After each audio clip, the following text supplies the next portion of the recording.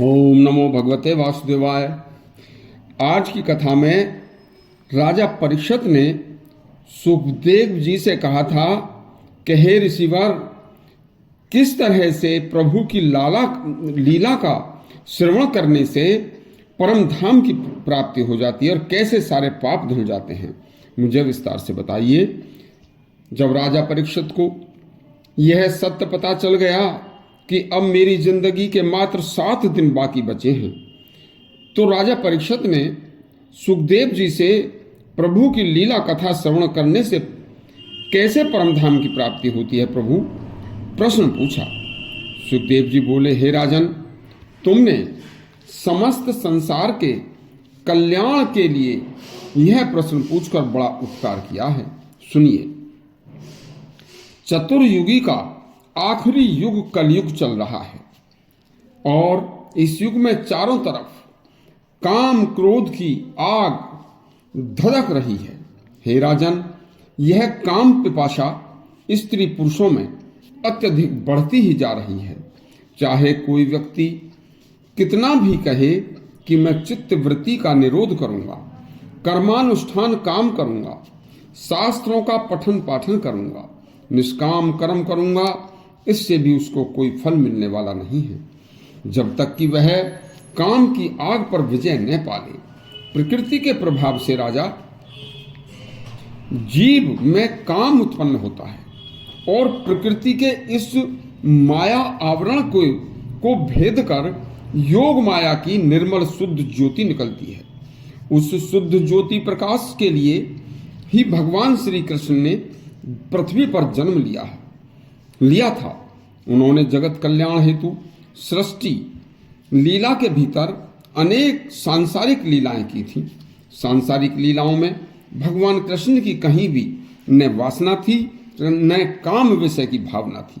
उसे ऐसे समझना चाहिए, कंस की कारागार में जन्म, पहरेदारों का सोना, नंद बाबा के घर जाना और फिर चरण स्पर्श करके यमुना जल का शांत होना, सक्टासुर, तृणाव्रत, पूतना राक्षसी को दंड, गौ चराना, कालिया नाग का मर्दन, कंस मर्दन, गोपियों में वासना रहित प्रेम, राधा प्रेम, ग्वालों से प्रेम और ब्राह्मण सुदामा से मैत्री प्रेम।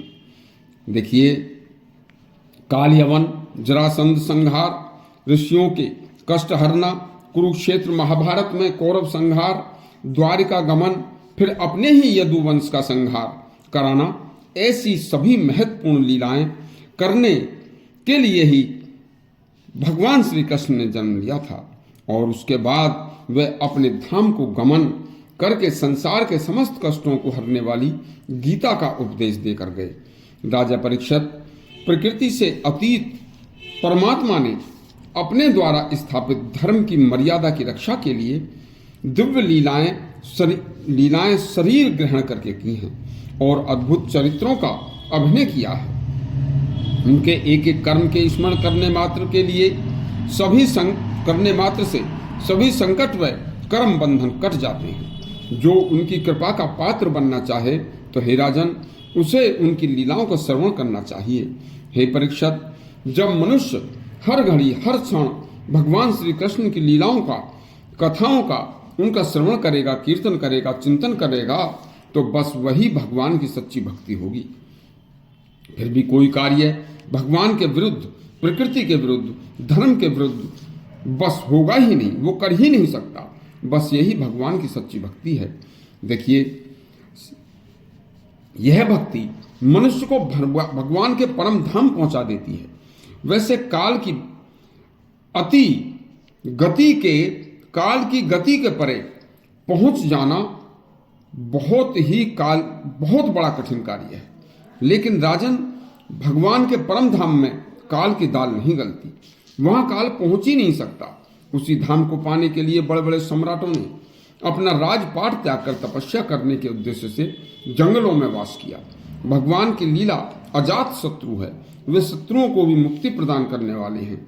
जो मुक्ति ऋषि मुनियों को भी दुर्लभ है, वह साधारण प्रेम से भजन करने वाले को प्राप्त हो जाती है। अजामिल को देखिए, मरते वक्त केवल नारायण का नाम पुकारने मात्र से ही उसे मुक्ति मिल गई थी। प्रभु के लीला संसार सागर में अनेक दुखों का भयानक अग्नि में जलते हुए जीव को पार जाने के लिए भगवान श्री कृष्ण का नाम एक नौका है। यह संक्षेप में मैंने आपको धर्म का सार और मुक्ति का मार्ग सुनाया। हे राजन, अब 7 दिन तक तुम्हें समस्त प्रभु की माया का हाल सुनाएंगे। यदि आपको यह कथा अच्छी लगी हो तो हमारा चैनल सब्सक्राइब करें और घंटी दबाएं। धन्यवाद।